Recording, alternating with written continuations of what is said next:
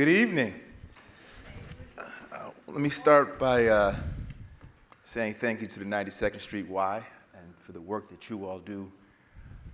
And let me say thank you, sir, for thank you. What a delightful book.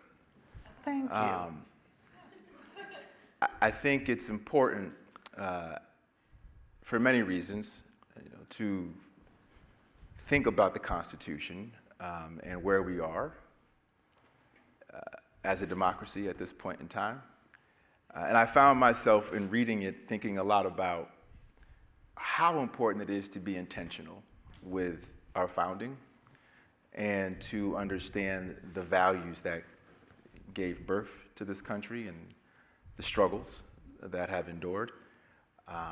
And just very grateful for your commitment to this endeavor and to figure out a way to do it creatively, comedically, and thoughtfully, all in one. So appreciate that. And I guess my first thought and question is really, as you sort of stepped into this mode and took on this focus, what was it like for you to inhabit this space and try to teleport, if you will, back in time and to think about our journey as a country? Well, first of all, thank you. What lovely words. That is that's very kind. And also quickly, thank you to the Y, and thank you, by the way, to the Lieutenant Governor's wife, Lacey Schwartz Delgado, who is a friend of mine and is fantastic. And also, that's right, also a great filmmaker. She did a documentary that's very 92nd Street Y because it's about her identity as a Jewish person and a black person. Highly recommend. $3.99 on YouTube to rent. And thanks to the Lieutenant Governor for coming here because this series is all about saving democracy, and I'm not counting on you alone, but I'm counting on you. Well, at least quite a bit. Thank you. So thank you for all you're doing to help in that. Appreciate it. And yes, this was it was a bizarre year, but it was fascinating. And just to give some quick background, I started it because I had never read the Constitution, which turns out most Americans have not. I'm imagining you have. You went to law school, so. That's correct. Yeah. So you were ahead of me. But I had never read it. But every day I would see another news story about how this 230-year-old document, massive effect on how we live our lives, and still the center of a debate that's dividing our country. So I thought, I want to understand it, and the way I like to understand things is to live them, immerse myself. So I carried a musket around New York City, and I wrote with a quill pen, and I just tried to get in the minds of the founding fathers. And as I say, it was a little bizarre, and my wife did not love that we quartered a soldier for several. Right. That was interesting. Yeah. But I felt it really did give me insight into how should we treat this document that is, as I say, 230 years old, and how much should we be frozen in time? How much should we evolve? And what can we do to help save democracy? So in the end, well, I did come up with some takeaways, and I do feel more optimistic about democracy. Optimistic with an asterisk I do think it'll survive, but it's not going to save itself. Right. We have to really work hard. But it was fascinating to read this document that is so old and yet is still in effect. We were talking about backstage. What is your take on, I was asked a lot, why should we pay attention to this document that was written by 55 white men, some of them who owned slaves? Why should we still pay attention?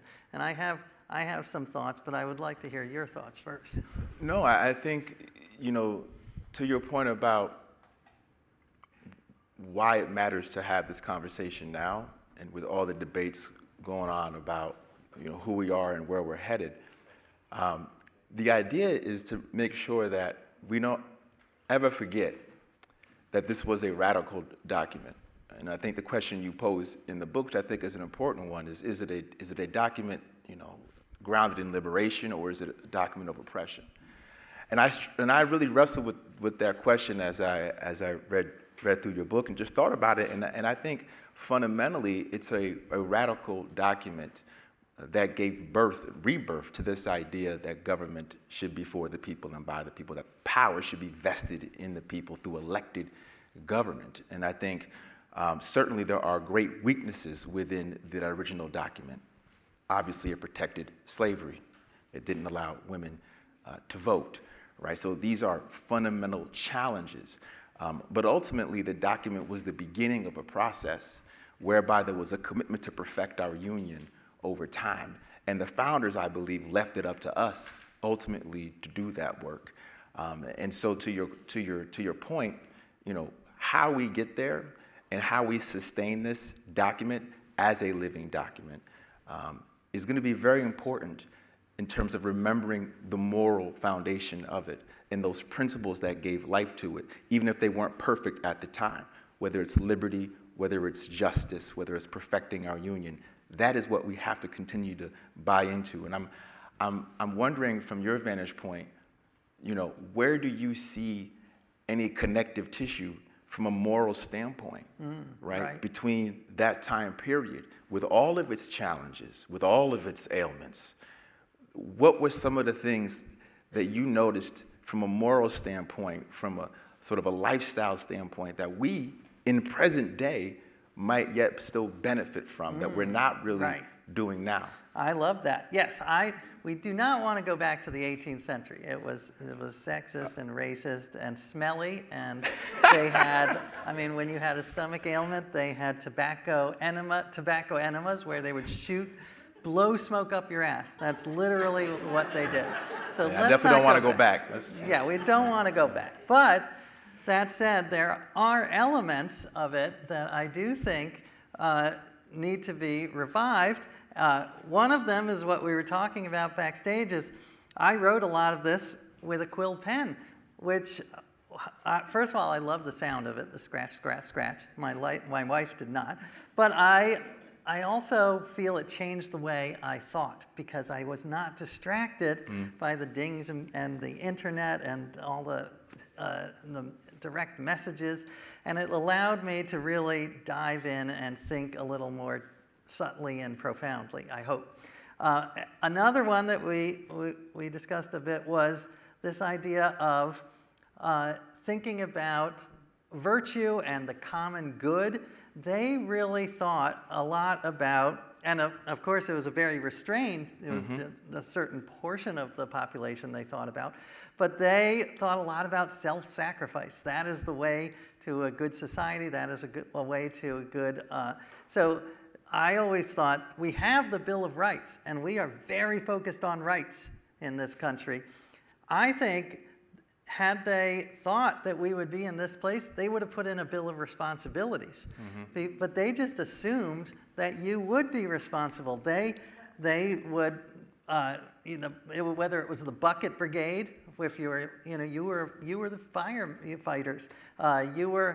Adult males were in the militia to stand up for their state and country, and everyone was not just had rights, but contributed to the community, and that is something that I think we've lost, and that's part of why we're fracturing so much. I think there was a piece in the book which I thought was really interesting about the First Amendment and the way in which I think you contrasted it with constitutional rights versus constitutional values, and this idea that back then the idea was to protect a space for a fair marketplace of information for the public to consume and know that they could not have information distorted, right, or muddied, right, at their own expense, and ultimately at the expense of an informed citizenry that is critical for a healthy democracy. And it's interesting to think about social media now and the ways in which we talk about free speech now, and even calling money, speech, calling corporations people. I wonder, as you think about where we are now, what our founders would have thought about this idea that it's okay to say whatever you want, to sort of muddy the marketplace of information in this way, and how we ultimately can get back to a place where, maybe we remember that this is bigger than just individual expression. Right. But ultimately that we're sharing a world of information, and ultimately that world needs to be grounded in some type of fact. I love that. Well, first of all, absolutely, I think the founders would be shocked by many things. First, they would be shocked by the power of the Supreme Court. They'd be shocked by the power of the president, both Republicans and Democrats. And they would be shocked that free speech was, like you said, unlimited donations to politicians would be considered covered by free speech. They would not approve of that. They were very concerned about corruption in politics. The other question you asked, that's a tough one. How do we get back to where it's a fairer marketplace for ideas? You have any idea? You tell me. What's the solution? I mean, I think there's no one answer that fits all. I think it's first and foremost important to identify where the problems are. And I think that because we have such siloed and fragmented information, thinking about the ways to appropriately moderate how information and regulate how information is shared, of course, balancing that up against, the individual's right to have free speech, but again, to have it relatively compared to this concept of a marketplace of information that is reliable and that is fact-based. But I also think your point about working offline, right? This idea of getting back to a time where we are intentional about how we engage with each other, in sharing space together, in communicating on a human level together. We talk about, you talk a lot about sort of the two-party system and the partisanship and how our founders would be a little bit, alarmed at that development. I think you've talked about how they assume there'd be a lot more diversity of parties. And it's important that we figure out how to create those spaces now to have those kinds of conversations, to overcome, those divides, those partisan divides. 100%. And I just wrote a piece for CNN based on the book that the founders thought it was patriotic to change your mind, to evolve your views. Right. And now that is something you're punished for. And I love Ben Franklin during the convention. He said, the older I get, the less certain I am of the correctness of my opinion. And he told a little story, a little joke. He liked the japes. So he told a story about a French lady who said to her sister, I don't understand it. Why is it I'm the only person I've ever met who is correct on every single issue? And his point was, hey, he still gets laughs after all these years. Good for Ben. But his point was, we are all that French lady. We all think we are correct. And he was so aware that he was not correct. And I will give one of my other favorite stories about a founder changing his mind was that James Madison, considered the father of the Constitution, his last act on planet Earth was to change his mind. He was on his deathbed. His niece was sitting next to him, and he made a strange face. And she said, Uncle, what's the matter? And he said, oh, nothing, I just changed my mind. And then he died. So we don't know what he changed his mind about. It could be the bicameral legislature, could be the wallpaper, but the fact is he was changing his mind right up until the end. And I feel that we've lost that in politics now. What do you think in terms of getting people, incentivizing them to be okay with changing their minds? Do you have any thoughts on that? Well, I think it's a great question. I think it's important that we don't penalize people. We rush to judgment too often and ridicule individuals and don't acknowledge that we can be wrong. We're so quick to want to reinforce our own worldview that when anybody else says something that reveals a weakness, it's not viewed as an opportunity to extend grace or mercy. It's viewed as an opportunity to reinforce one's own perspective. And that level of rigidity, I think, is born of the absence of an objective connection to anything. And so these echo chambers of information are only reinforcing people's sensibilities.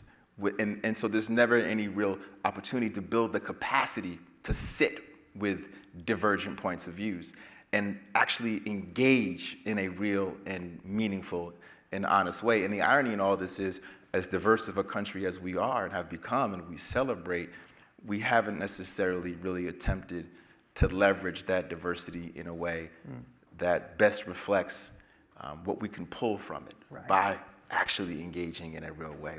We want to shut down that conflict. Right.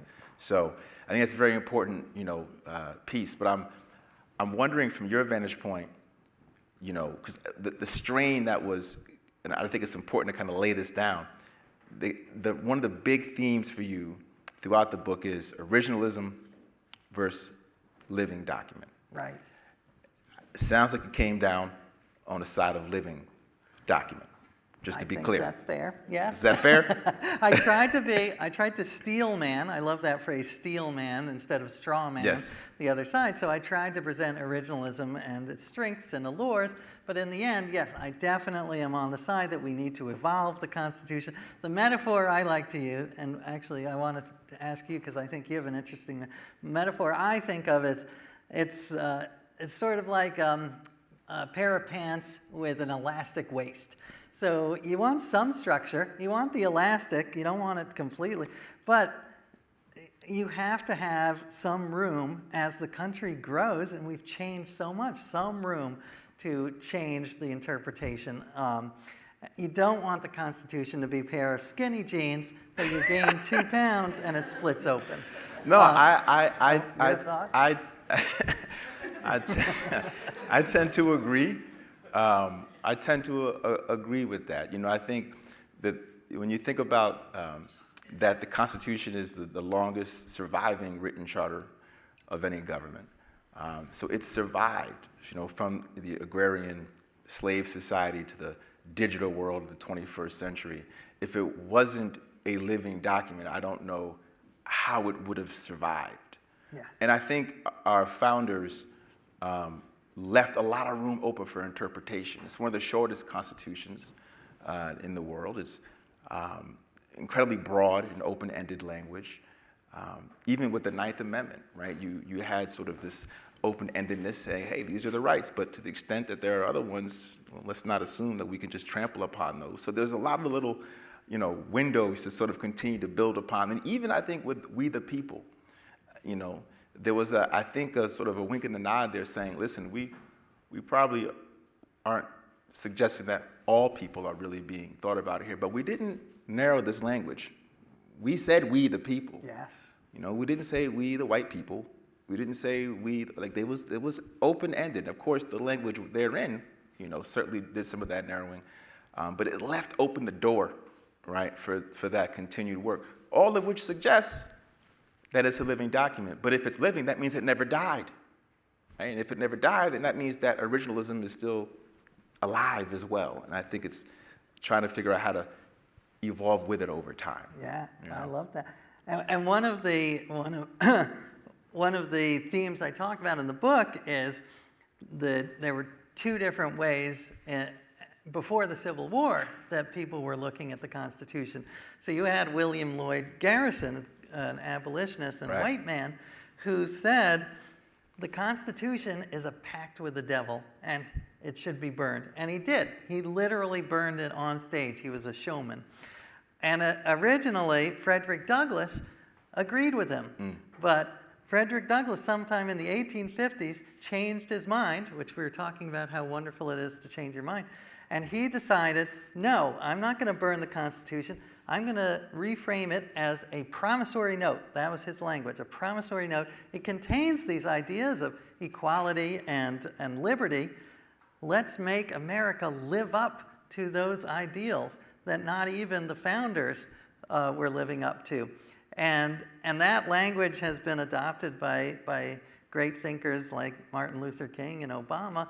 And I find that very inspiring. Like you said, that look at the high level. Look at the high level of the words like freedom and liberty and general welfare. I love general welfare. I think we don't focus on general welfare enough. So to me, that is one way to save the Constitution from irrelevancy, to say it's a promissory note. I think it's a great point, and I think when you look at the Constitution in its original form, there was no explicit mention of slave. There was an intentional effort to not include that word, because at the time there was a sense of there was some type of understanding happening at that time, right? Where they were wrestling with it, but they were also wrestling with the conception of this brand new idea of vesting the people, not a monarchy, not aristocracy, right? But vesting the people with power. Again, a concept that hadn't been tried as far back as ancient Greek times, right? And so this was a radical idea. But the fact of the matter is, at the same time, 3/5 clause, the fugitive slave clause, slave trade clause. So there were clauses therein, right, that certainly were meant to protect slavery. And you mentioned, Frederick Douglass and his amazing Emancipation Memorial speech, the dedication. He talks about Abraham Lincoln and how he wrestled with saving the Union and ending slavery and what needed to happen first. And to save the Union was more important. As great of a man as Abraham Lincoln was, Douglass put a fine point on that in his remarks. And he laid that to bear, for the country, understanding that this is a work in progress fundamentally. And it's on all of us to make sure that we continue to live up to that promissory note that was set, by the founders. So I think you're right, to continue to help us flush that out. Now, as far as, and there's a lot of different little dynamics that, petitions that you set forth.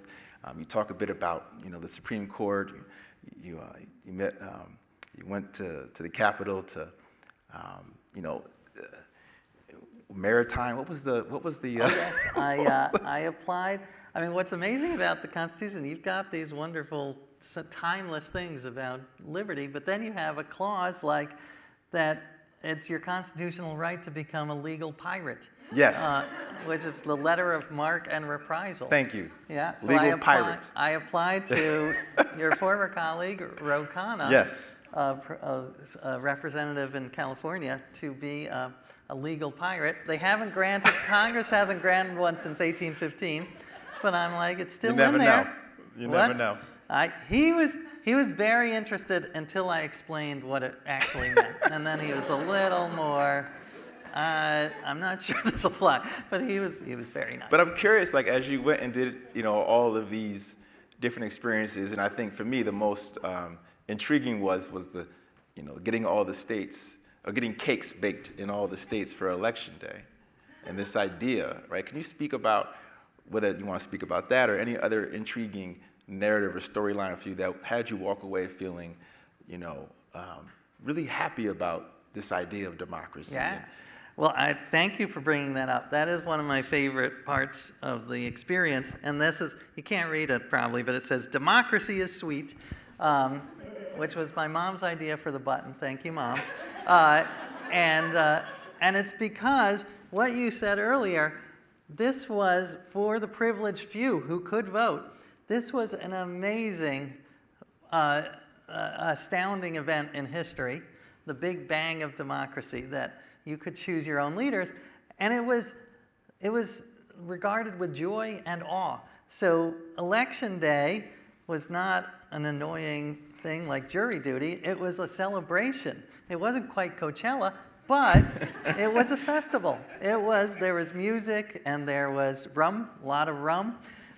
There was cake. The people would bake cakes, sometimes huge 70-pound cakes, and people would have them. And I thought, this is a lovely idea. Let's try to reclaim this idea of festive democracy as something to celebrate. So I got people. I used Facebook, which is not very 18th century, although it is a kind of an older one of the social media. Yeah, at this point. But I got people in all 50 states to bake cakes that said democracy is sweet, or vote, or they would theme it to the state. So they would have peaches in the Georgia cake. And I loved that. And that, to me, is one of the things. How do we get people excited? And what is the glue or the inspiration that we can get people to participate and be less cynical and nihilistic? Right. So, no, and I think that's just the idea of creating a celebration and a party-like atmosphere around what has become such a contentious and controversial and conflict-oriented experience. It speaks to this idea, I think, of the fundamental essence of our country, that the spirit, this can-do spirit, right? We're going to celebrate what we can do and what we have done and what we will do, right? And I think the celebratory aspect is so critical, and I think it's important for us to do more of that through legislation. So even this idea of having legislated cakes, I like that. Well, or a version of it, right? Something like making Election Day a national holiday. I love that. Right, Absolutely. and making sure that everybody can treat this day the way it ought to be treated, because it is a holiday. It's a gift, that each and every one of us should really cherish. That we have this right, that we live in a country where, this is who we fundamentally are and what we're fundamentally committed to. And we have a responsibility. And I think the easier we can make it for folks to vote, and the more joyful that occasion can be, the more celebratory that occasion can be, the less partisan I think it also can become over time. It's certainly not going to fix everything in any way, shape, or form. But I think it's an attitudinal shift that I think is very important. Right. Well, I loved first of all, there are other countries that have more of this. Australia has the democracy sausage, they call it. They have big barbecues, tailgates. And there was a study by Yale, a political scientist, that said when you have this festive atmosphere, it does drive the vote. It gets out the vote. But yeah, I loved what you were saying earlier backstage when we had a chat about how you feel America needs to reclaim that we didn't invent it, I guess. There were proto-democracies, but we are the longest lasting democracy, and we've got to sort of reclaim that and with pride. I think so. I think that is a point of pride that we all should really wrap ourselves around. We sometimes, I think, take it for granted. And that's why I think this book, the more I read it and the more I sort of immersed myself, and yes, I did go to law school, but if you ask me, the best thing about law school was meeting my wife at law school. So I guess I did read the Constitution, but I mean, but it just, so my point is, it made me really reflect on the power of words and the power of these ideas, and also the power of people. Because ultimately, this all kind of hinges on people and the moral outlook of people. Yeah. Especially if we're talking about this being a living document, right? It's hard to imagine how a living document could sustain itself once it's untethered or divorced from some type of moral foundation. And I think what I got from this book, in many respects was, you began to see, it was revealed to you that there was this thread back then of, again, I want to go back to this idea of a commonality, a common purpose, public goods, public morality. Right. And I think writing about this in an intentional way is part of the solution too, right? Having these types of forums and these types of spaces where we can have these kinds of conversations in real ways is part of it as well. But I also think, I'm curious, having dissected it the way you have, you know, when you look at the weaknesses structurally, you know, for example, there was not an enforcement provision in the Constitution. It didn't actually say how you enforce it. As you point out in the book, you know, it wasn't until much later, Marbury, you know, versus Madison, where finally the Supreme Court stepped up and said, well, we're going to be able to invalidate, you know, congressional law. But that wasn't actually obvious at the onset. And so here we are, and you fast forward years later, and we have 9 unelected individuals having not judicial review, but as you put it, judicial supremacy, right? So I'm curious, you know, from your vantage point, how that's worked for you and how you think about that now. Yeah, the founders, I think, would be shocked by many things, but one of them, the power of the Supreme Court is out of control. It was not meant to, it was listed third for a reason, and it was so short compared to the Congress. Congress was number 1. Congress, and so the fact that, as you say, these 9 unelected people have so much power over where we go to school, what we can carry, what we can do with our bodies is just shocking. And there are solutions by people smarter than me, like Ro Khanna suggested, and a lot of other people, 18-year term limits. I'm all for that. That seems like a bipartisan. It should be bipartisan, whether it is or not. And there are other ways we need to constrain. One radical way that I don't think will work, but was interesting, Teddy Roosevelt suggested that if the Supreme Court got so out of step with public opinion, then the public should be allowed to overturn it. That it should be sort of a plebiscite, it should be a referendum. And the public can, that would be awesome to me. I kind of like that idea, overturning, Dobbs or whatever. But yeah, and I also think the presidency would shock them because the president was not meant to have this much power over war, over trade. The president, this is one of my favorite parts of reading about the Constitution's history, is when one of the delegates said, well, we should have a single president as the executive. Several other delegates said, are you jesting? I think they said that. They said that's some version of that. Yeah, that's my version. But they said that is so crazy because we just fought a war to get rid of a king, and now you're trying to create what they call a fetus of monarchy. This is the fetus of monarchy, and they were overruled eventually. But I think the fetus is now a toddler, maybe a tween. It is, and so I think there are ways to constrain the presidency. What about you? What are some structural things we can do to ensure our democracy? Well, I would say I would extend this concept of term limits beyond the Supreme Court. I think members of Congress should have term limits. Totally. I think when you get to a certain point where your career is defined through your political role, I think you've sort of outlived the point. Interesting. I think there needs to be an expectation that there is generational turnover. Right. So that consistent with this concept of a living document, consistent with this ever-changing adaptability, we have a fresh blood, constantly being put into the mix. So whether that's, in the House, 2-year terms, whether it's 5 terms, 10 years, or but in the Senate maybe it's 3 terms, 18 years. We could figure it out, but there needs to be, I think, some term limits in place to help people.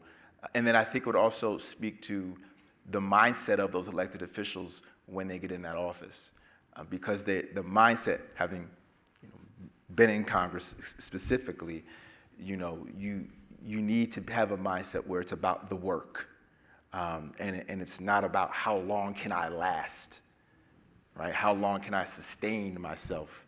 Because ultimately, if that's the mindset, it's, well, who do I need to make myself last? Right. Right? And then it's, well, who's the highest donor to make me last, right? And then it becomes corrupted. It becomes corrupted. And I think the other piece is the gerrymandering. I think we need to get away from the extreme gerrymandering, which unfortunately the Supreme Court more or less said it was okay to politically gerrymander districts. But if we don't have independent commissions that are drawing these lines in ways that allow for real conversations to happen, then what you're going to get are people from very, very extremes only worrying about how to survive in a primary. Yeah. And ultimately they get into that seat and they're only focused on that extreme base of support. Right. And what does it ultimately look like? It looks like leaders that in the high seats in the land ultimately are worried about not serving the country, but just serving their constituency. Yes. And that's deeply problematic to people's faith, in the system. So those would be some of the areas. I know you mentioned, I think there's electoral college. I think you flagged. Not a fan, right? I'm not a fan. And it was a compromise, and I don't think anyone was overjoyed with it at the Constitutional Convention, but they were one of the reasons for it. Oh, all right, we got a signal. All right, well, I'll just finish this up. But one of the reasons for the Electoral College, interestingly, was to prevent demagogues from becoming president, because they were very elitist. They were democratic in some ways, but they were also elitist. So they didn't trust the mobs. And they thought, well, we'll get these intellectual, educated men, and they were men, to be sort of the buffer. So if the mobs elect someone who looks like he might be a tyrant, a demagogue, this buffer, these men, the electors, will overrule them and install a rational, virtuous person. Now, ironically, that has not been what happens, and instead, the Electoral College has allowed people who have had the minority of the vote and might have demagogic tendencies to get in. So it's done the opposite of the purpose. Right, and I think it's so hard to amend the Constitution, right? Oh, yeah. 2/3 in each chamber and then 3/4 of the legislatures in each state. That when you talk about the Electoral College, it makes sense understanding the sort of undemocratic aspects of it, but you know that a lot of the states that benefit from that, the same states you're going to need to amend it, are unlikely, to participate. And I think that's why it's so important to think about it differently and just figure out how to get more people to vote, right, and create more pathways to engage. But there's a question that we got that I think, as hard as amending the Constitution actually is, I think it's still worth asking you if you could add one amendment to the Constitution, what would it be? Oh, I want to hear your answer to this, but I mean, it's hard to choose. I have so many. I mean, getting rid of the Electoral College is one, making voting an actual explicit right, which is not in the Constitution. Going back to 3 presidents, of course. I don't want that, but that was an idea that they had to make sure that they wouldn't have this tyrant. They said we should have 3 presidents instead of 1. But I guess, and it's a little paradoxical, but the amendment I would do would be to amend the amendment process. It is way too hard, and it's the hardest political science to say it's the hardest constitution in the world to amend. And again, the founders, they knew this was an imperfect document. George Washington wrote his nephew 2 weeks after the Constitutional Convention and said, this is an imperfect document, but the future generations will fix it. They thought it would be much easier to fix because they did not anticipate these 2 rigid parties. They anticipated many parties and multiple interest groups sort of forming alliances temporarily. And with these 2 groups, it is impossible, nearly impossible, to get an amendment through. The last one we had was in early 1990s. Mm-hmm. So what about you? What would be your amendment? Well, I think it would be probably overturning Citizens United.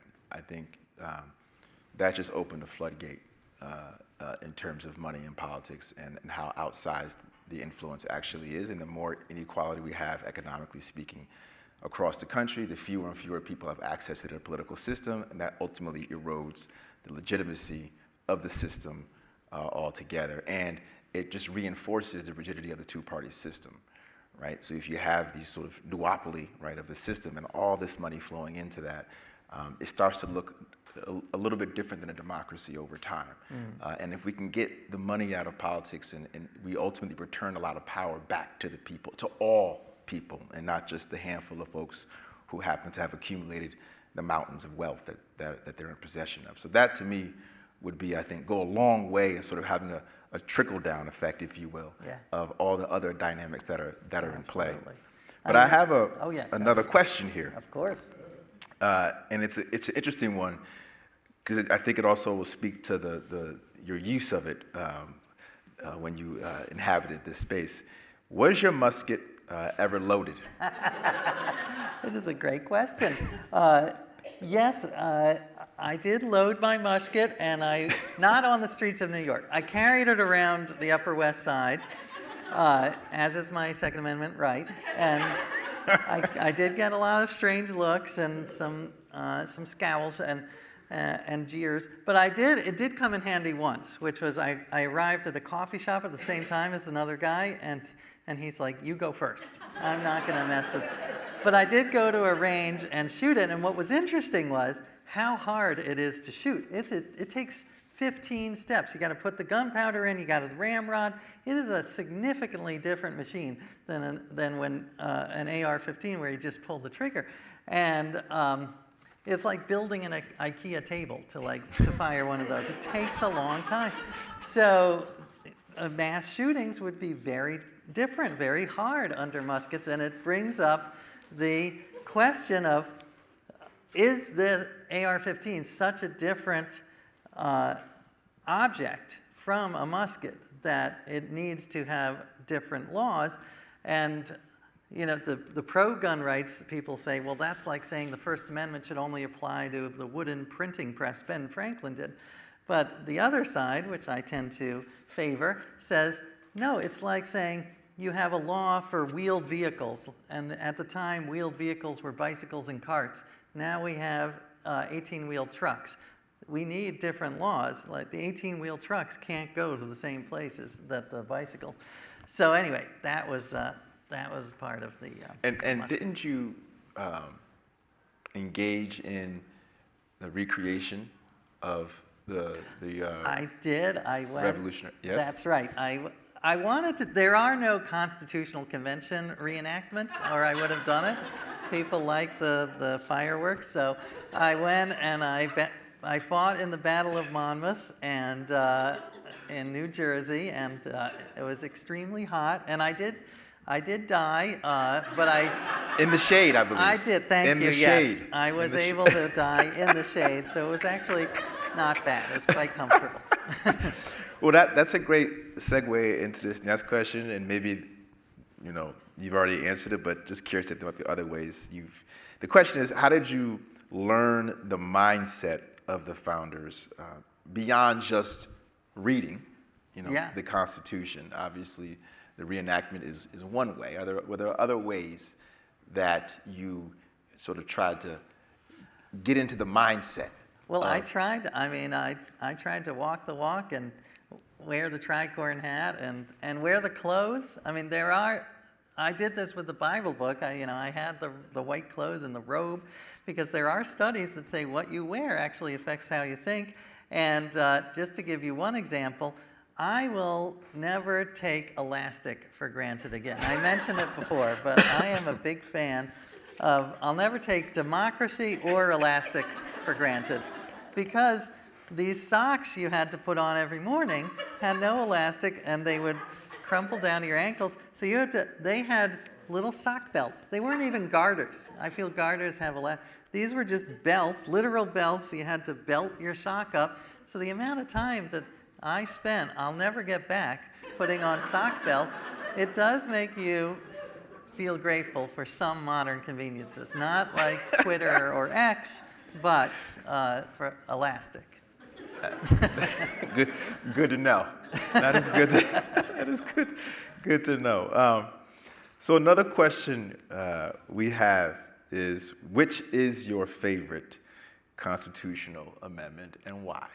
That is a good. I'd like to hear your answer to this. I mean, I think the 14th Amendment is an amazing amendment because it changed so much of our country, and it brought, this is the one after the Civil War, the Reconstruction Amendments, and it said equal protection, and it also brought the Bill of Rights, the First, Second, Third, Fourth, Fifth Amendment, to the people, to individuals. Before the 14th Amendment, the Bill of Rights was not considered to apply to individuals. It only applied to states. So when it said that there can be no established religion, that just meant that the federal government could not establish a religion. States had established religion in the late 1700s and early 1800s. I think Connecticut was Congregationalist, meaning that those people got preference. They got, so if you weren't that, you might not be on a jury. I mean, it is shocking to me. So I'm very grateful for the 14th. What about you? What are you? I mean, it's really hard. I mean, I think all the Reconstruction amendments mean a lot. I think in thinking about the country and what was needed for this country to really reach its full potential, the 19th, was obviously very important. But I think I'm probably most partial to the first. I just think this idea that, freedom of religion, freedom of press, freedom to peacefully assemble, freedom of speech, these are sort of these bedrock freedoms that allow for us to right wrongs. Yeah. Right? They allow for us to evolve. They allow for us to hold power to account. And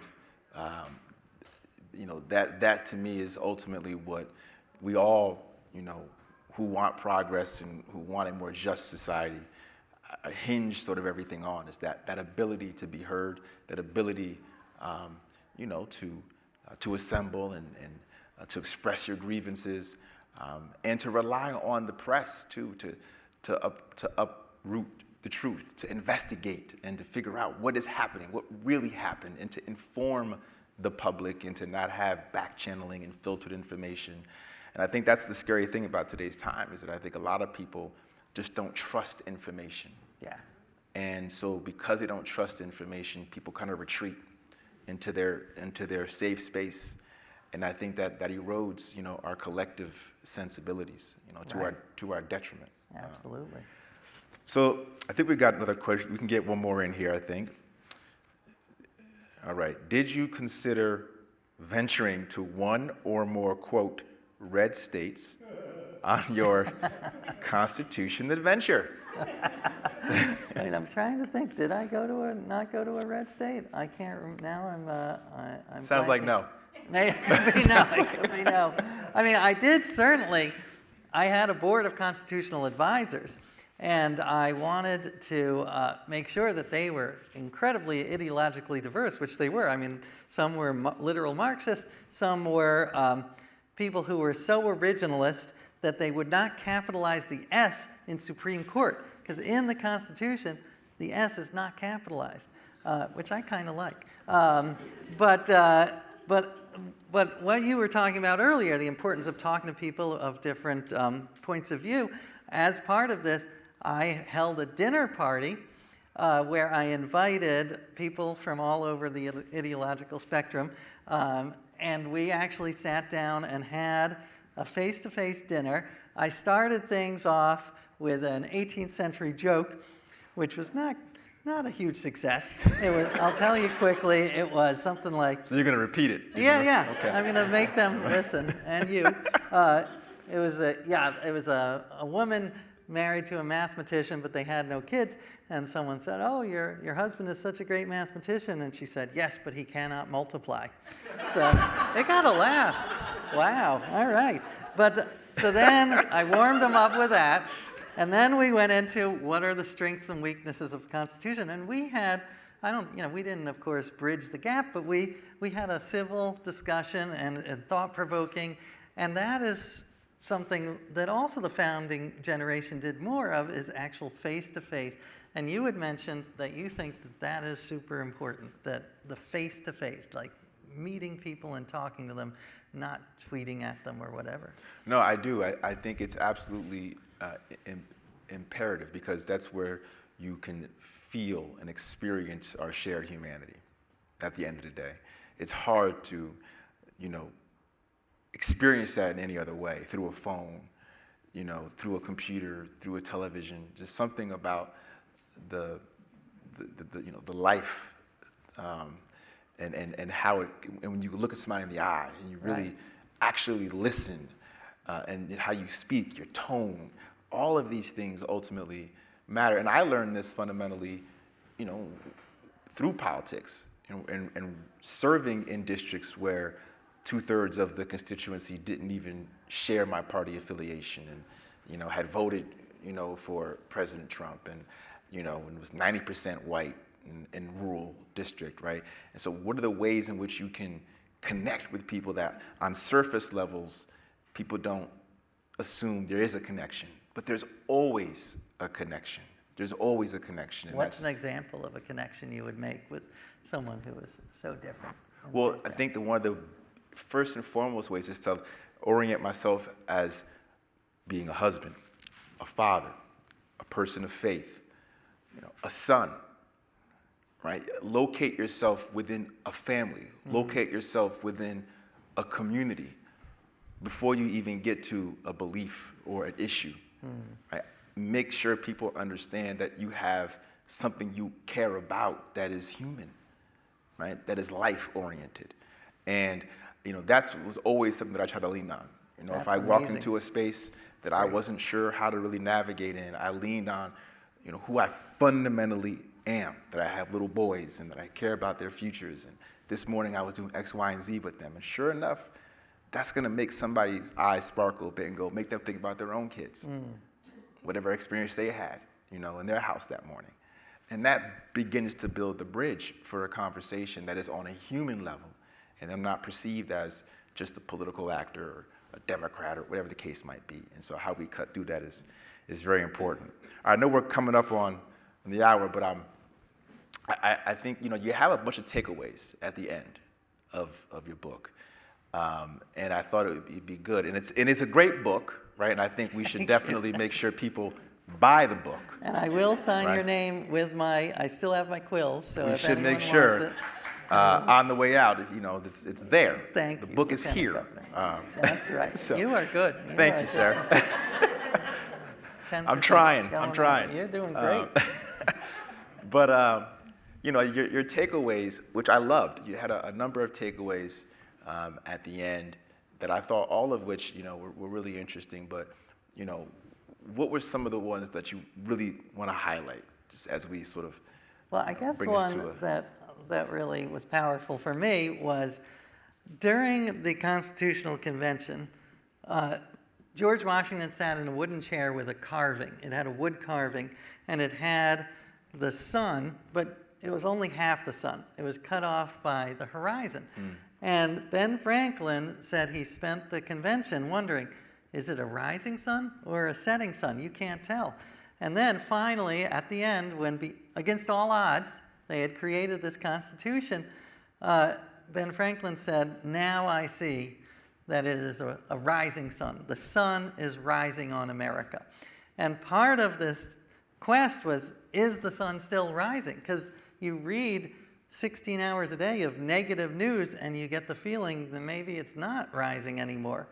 And my takeaway is that it's not going to rise or set on its own. It's not like gravity. It is not a natural force. It is completely human. So whether the sun rises or sets is all on us. And I do believe we can all make the sun rise again, and I hope so. So that is one takeaway. We are the ones who can control the sun in this case, and the sun being democracy. Well, I think that is a beautiful way to end.